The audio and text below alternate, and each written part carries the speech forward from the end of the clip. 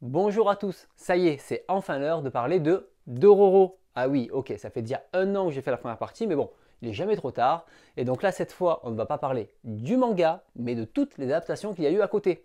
Donc installez-vous confortablement, c'est parti pour une nouvelle capsule manga.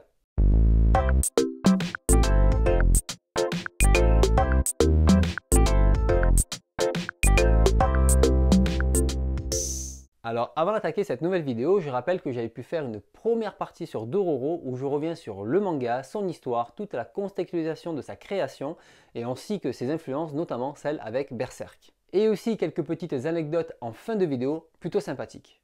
Comme j'avais pu vous expliquer dans la première partie, Dororo a été publié en deux fois. Une première partie en 1967 et sa suite en 1969. Mais au moment de reprendre le manga, Tezuka a eu l'idée d'en faire une série d'animation. C'est déjà la 11e série du studio Mushi Productions, le studio qui a été créé par Tezuka lui-même en 1962. La série sera diffusée sur Fuji TV entre le 6 avril et le 28 septembre 1969. Elle comptabilisera 26 épisodes de 20 minutes et le tout en noir et blanc. Avant de parler en détail du contenu de la série, il faut savoir qu'en 1969, la télévision couleur était déjà présente au Japon. Elle existe depuis le début des années 60 et de nombreux foyers sont déjà équipés. En 1971, on recense en tout 10 millions de foyers équipés d'un poste couleur. Et on va pas se mentir, entre le noir et blanc ou la couleur, les enfants vont vite faire leur choix. Alors je rappelle rapidement que c'est aussi Tezuka qui a fait la première série couleur avec Le Roi Léo en 1965. Et naturellement, ça sera suivi par de nombreux studios qui vont créer Judo Boy, Kyoji no Oshi ou même Mushi Productions avec Princesse Saphir. On peut dire qu'à partir de 1968, ce sont les séries couleurs qui ont la cote. En 1968, sur les 19 séries ou films d'animation créés, 10 étaient en noir et blanc et 9 étaient déjà en couleur. Quand Dororo sort en 1969, sur la vingtaine de séries sorties cette année-là, seulement 3 étaient en noir et blanc et tout le reste en couleur. Et même pour dire, ensuite il n'y aurait eu que 2 séries en noir et blanc après Dororo. J'insiste pas mal dessus puisqu'en fait après la sortie de Dororo, seulement 2 séries seront encore en noir et blanc et toute la production aura basculé automatiquement en couleur. Alors une question se pose, pourquoi avoir sorti la série en noir et blanc? La demande vient simplement du sponsor Calpis, une société de boissons, qui trouvait le contenu un petit peu trop violent et pas adapté au public visé. J'avais pu en parler dans la première vidéo, mais l'ambiance du manga Dororo était quand même assez sombre et pas très joyeuse. Et il pensait qu'avec le noir et blanc, ça allait alléger tout ça. Mais aussi pour une histoire de coût, puisque le noir et blanc coûte moins cher que la couleur, et ils en profiteront pour demander quelques petits ajustements dans la série. Alors il faut savoir qu'avant de prendre ce choix, il y a eu un pilote, et ce pilote a été fait en couleur. Il dure environ 13 minutes et il reprend les éléments clés du début de la série, comme par exemple le pacte avec les démons, la rencontre entre Yakimaru et Dororo, et bien sûr le combat contre le monstre Bandai. Le tout finit sur un storyboard et à l'écran je vous mets le comparatif entre le pilote couleur et la série d'animation noir et blanc, et on voit qu'ils avaient plus joué sur la couleur et les effets. On peut voir que l'ambiance entre la couleur et le noir et blanc donne pas du tout la même chose. J'aime bien cette version couleur justement, et on se rend compte aussi que les plans du pilote n'ont pas pu être réutilisés pour la version noir et blanc. Maintenant, revenons sur la série en noir et blanc. En premier lieu, ce que j'aime dedans, c'est son générique. Je vous laisse écouter. Et d'ailleurs, il y a eu 3 génériques différents, enfin du moins 2 génériques différents et une variante.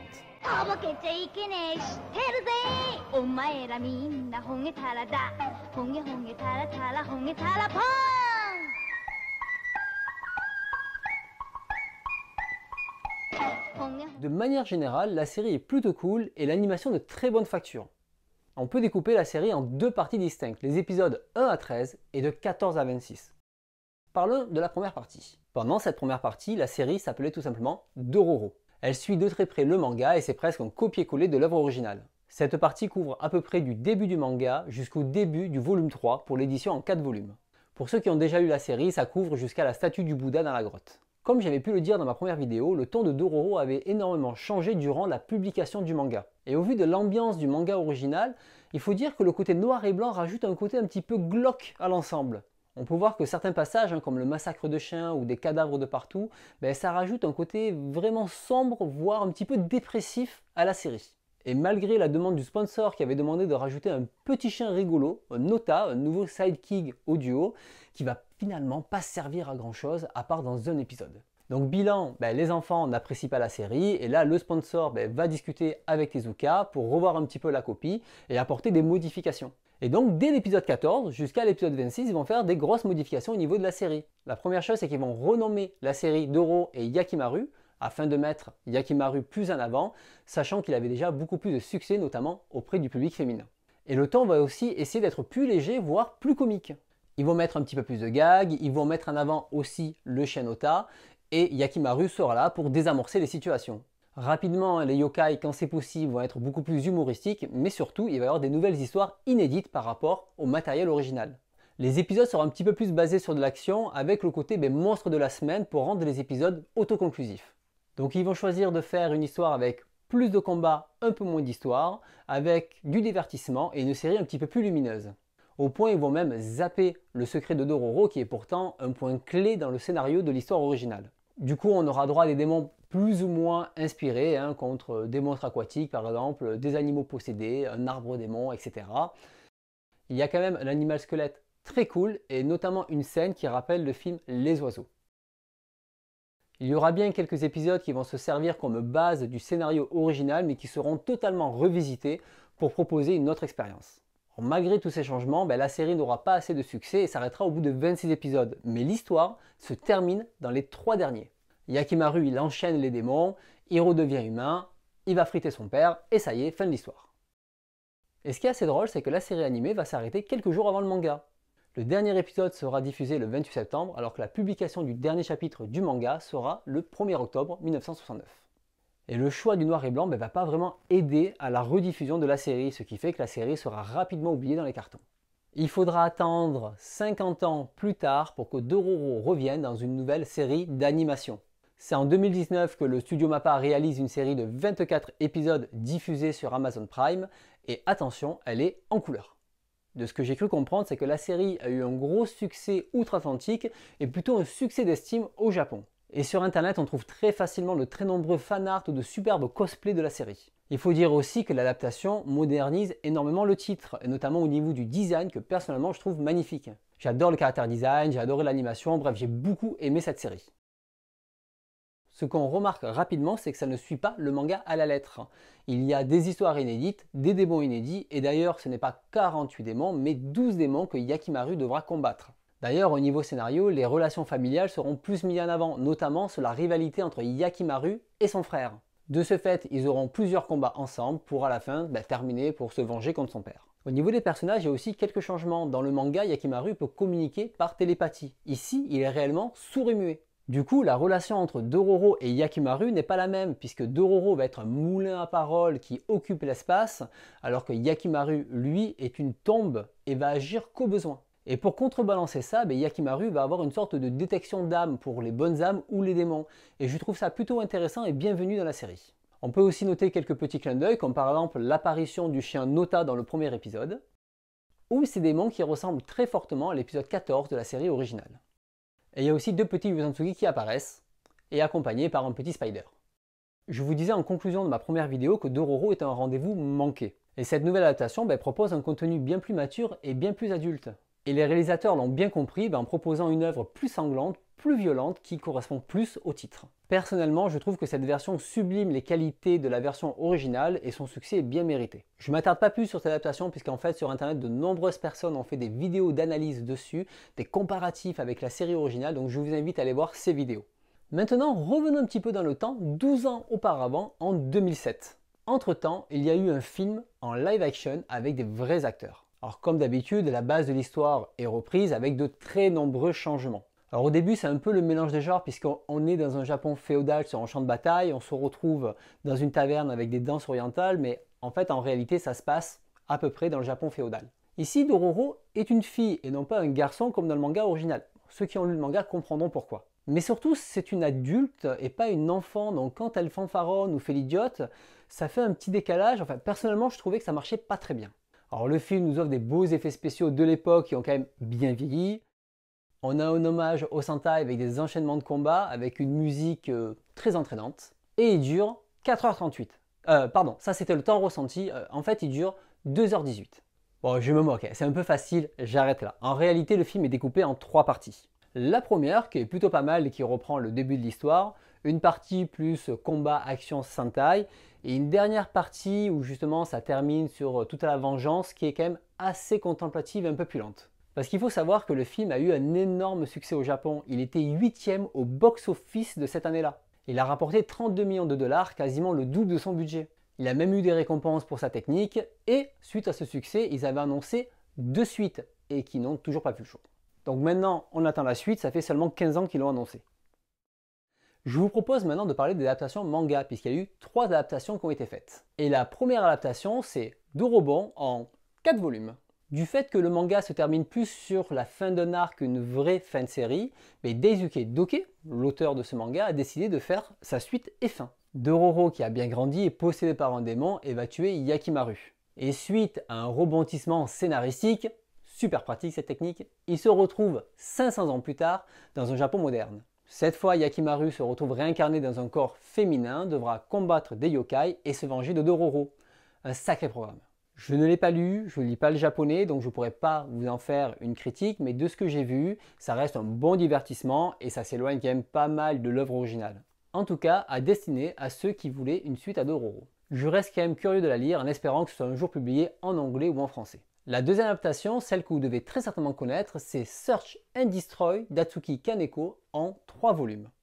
La série a été prépubliée dans le magazine Tezukomi, débuté en 2018. Kaneko, qui est aux manettes, va nous proposer une version punk assez survoltée. C'est transposé dans un univers post-apo robotisé à l'esthétique soviétique, et l'auteur s'inspire des grandes lignes du récit original. On a une atmosphère cyberpunk violente et cruelle sur un fond d'oppression du peuple contrôlé par les puissants. Et l'auteur arrive à retranscrire les thématiques de l'œuvre originale, notamment sur la quête de soi des personnages. Et Yakimaru, qui est changé en fille, part à la quête de son corps. Plus elle retrouvera des membres de son corps, plus elle reviendra humaine avec des sentiments, mais plus elle sera faible. Par contre, je trouve que la relation entre Dororo et Yakimaru, ou Dororo et son père, aurait pu être un petit peu plus travaillée. Il faut dire que Kaneko a choisi de rajouter une révolte de robots à l'intérieur du récit, ce qui fait qu'un volume ou deux de plus n'aurait pas été en trop. Visuellement, les planches, elles sont superbes. Bon, par contre, elles sont quand même assez chargées et ça peut brouiller un petit peu la lecture parfois.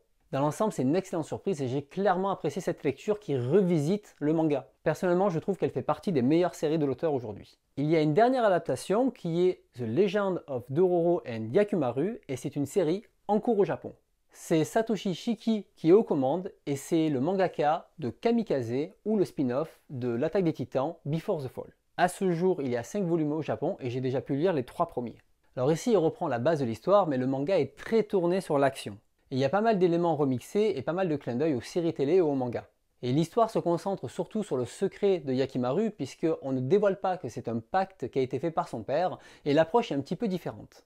On cherche à comprendre comment Yakimaru a subi ça. Le manga est assez sympathique à lire, mais c'est quand même dispensable. Je trouve que la série ne se démarque pas assez de l'œuvre originale. C'est assez mal équilibré entre l'action et l'histoire et on perd un peu l'essence même de la série originale puisqu'on a surtout des combats. Et personnellement, les monstres, je les trouve tous un peu identiques, pas très inspirés. À voir pour la suite, mais c'est pas une série que je vous recommanderais à lire particulièrement. Concernant les autres adaptations, il y a aussi les jeux vidéo. Alors je vous avais déjà parlé de cette adaptation sur PS2 sortie en 2004 à la fin de ma première vidéo. C'est un jeu d'action hack and slash qui reprend d'ailleurs la fin inédite de Dororo, mais je vous invite à aller voir des walkthroughs ou des long plays pour découvrir le contenu en détail. Alors j'ai pu trouver un jeu sur une vieille machine un peu obscure, le PC 8801 MK2 SR, un vieux truc sorti en 1981. C'est un jeu qui date de 89 et c'est une sorte d'aventure graphique à choix multiples, une sorte d'ancêtre de point and click. Et il y a eu un jeu flash qui propose 3 modes sur le site officiel qui s'appelle Yokai Extermination.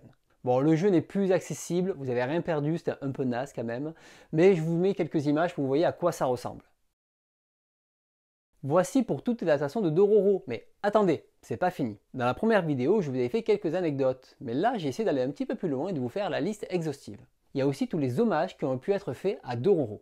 La première, c'est en 1968 durant la première partie de Dororo. Le Weekly Shonen Sunday organisait un concours d'imitation, le Mane Manga. De ce fait, il y a un petit collectif de mangaka qui se sont amusés à parodier Dororo.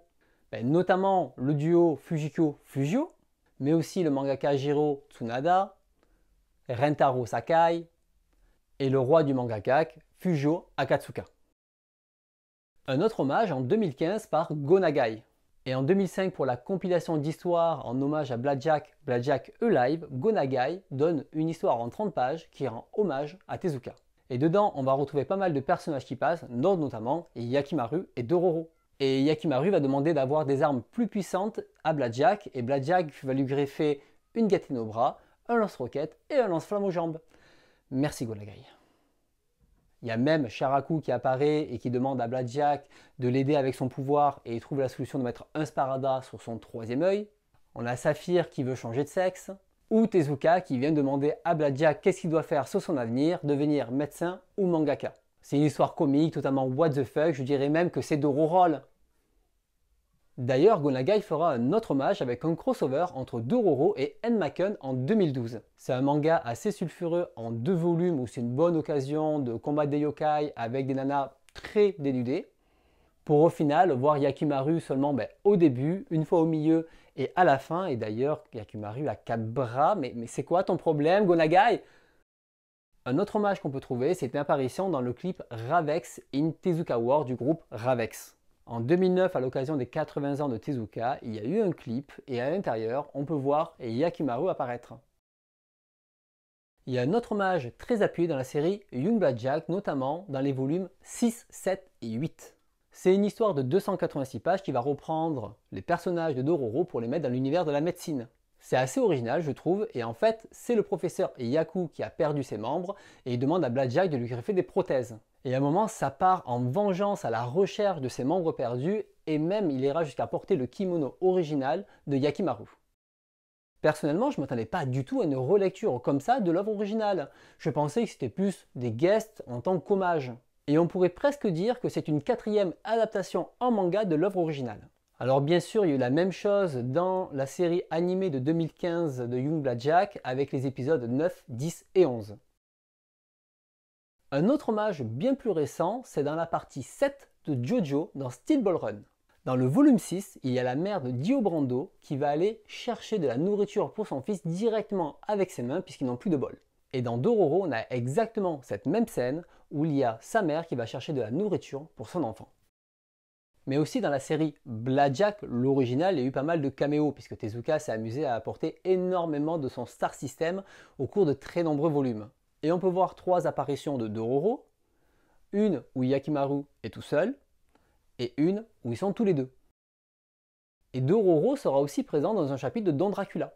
Et ils apparaîtront tous les deux aussi dans une illustration avec plein d'autres personnages dans le manga Gungam Punch ou dans le manga Kami no Toride, qui est une sorte d'autobiographie de Tezuka. Et on n'oublie pas non plus les personnages qui apparaissent dans le récent Team Phoenix et ce manga hommage à Tezuka, Tezuka Gakuen. Et rapidement, il y a aussi l'aveugle Biwa Maru qui apparaît dans les mangas, notamment dans l'épisode 51 de la série Blackjack de 2004, et une apparition dans Globin Kusaku et 2 dans Blackjack. Bon, je m'arrête là au niveau des personnages, je ne vais pas tous les faire, on a terminé avec les hommages et maintenant on passe aux anecdotes. Alors je ne vais pas détailler mais sachez qu'il y a eu des pièces de théâtre en 2019, il y a aussi des light novels tirés du film et énormément de produits dérivés. Je vous mets quelques exemples à l'écran. Alors dans le manga, le Yutansugi, ce personnage qui apparaît de façon totalement aléatoire pour désamorcer une situation, apparaît 4 fois. Tezuka, lui, apparaît 2 fois, dont un où il a la tête coupée. D'ailleurs, je fais une petite pause sur cette image puisqu'il y a pas mal d'humour dedans. Déjà dans cette image, on va retrouver une pancarte avec une manifestation étudiante. Un fanion avec une place de parking, un samouraï squelette qui rappelle très fortement Ogunbat, qui était un héros très connu à l'époque du Kamishibai, que Tezuka a lui-même adapté en 1947. Ou alors une petite brochette de viande sur un katana. Et dans cette image, si on regarde bien, il y a aussi un personnage qui est Kyutaro. Et Kyutaro, c'est un personnage très populaire à l'époque et le manga a été publié dans le même magazine que Dororo entre 64 et 66. Et en plus de ça, le manga Kyutaro a été publié par Mushi Comics, une branche de Tezuka qui publiait du comics. Et ce manga a été réalisé par le duo Fujiko Fujio, qui se connaissent très bien. Un autre clin d'œil dans le premier volume, c'est quand Dororo s'exclame que l'histoire ferait plaisir à Shigeru Mizuki, le maître des yokai. Un petit clin d'œil très sympathique. Il y a aussi une petite apparition d'Acetylène Lamp, un personnage star de chez Tezuka. Il y a aussi ce petit nuage de colère qui est utilisé de temps en temps chez Tezuka. Il y a aussi, dans cette case, ces oiseaux très cartoon qui font penser aux oiseaux américains Uncle et Jekyll. On trouve aussi une référence chantonnée d'Astro Boy, et dans la version originale, c'est bien ça aussi. Il y a une autre référence que j'avais notée sans lien direct, qui sont les personnages du manga Gyatozoru, les premiers hommes, de Shunko Sonoyama. Le manga et sa version animée étaient très populaires à l'époque, et je pense que c'est pour ça que Tezuka a voulu faire un petit clin d'œil. Il y a une autre référence que j'ai vue, c'est en bas à droite, cette souris est dessinée de façon très différente. Et là, clairement, on voit que c'est pas Mickey Mouse. Et cette souris, ça semble être Topo Gigio. C'est une souris italienne, très populaire à l'époque, qui s'est exportée au Japon. Notamment avec le film Topo Gigio and the Missile War en 1967, qui est une création italienne et japonaise. D'ailleurs, le réalisateur de ce film, Kon Ishikawa, fera une version live de Phoenix en 1978. Alors il y a encore plein de petits traits d'humour, notamment cette plaque d'immatriculation qu'on peut voir sur cette charrue, ou ce cocon en forme de soucoupe volante. Donc je vous laisserai découvrir tout ça dans le manga. Et au final, on peut voir que Dororo avait beaucoup de choses à dire et que j'aurais bien aimé que la série continue à l'époque. On arrive à la fin, mais surtout, vous n'oubliez pas de partager, de liker, de commenter, nous rejoindre sur les réseaux sociaux, écouter le podcast Bunko. Je sais pas moi, qu'est-ce qu'on peut faire encore? On peut rejoindre le Discord, c'est vachement bien Discord. On peut venir revoir mes vidéos, m'écouter en live. Enfin, il y a plein de choses à faire sur l'univers de la capsule manga. Donc, allez, je vous attends. En tout cas, on se dit à très vite pour une prochaine capsule manga.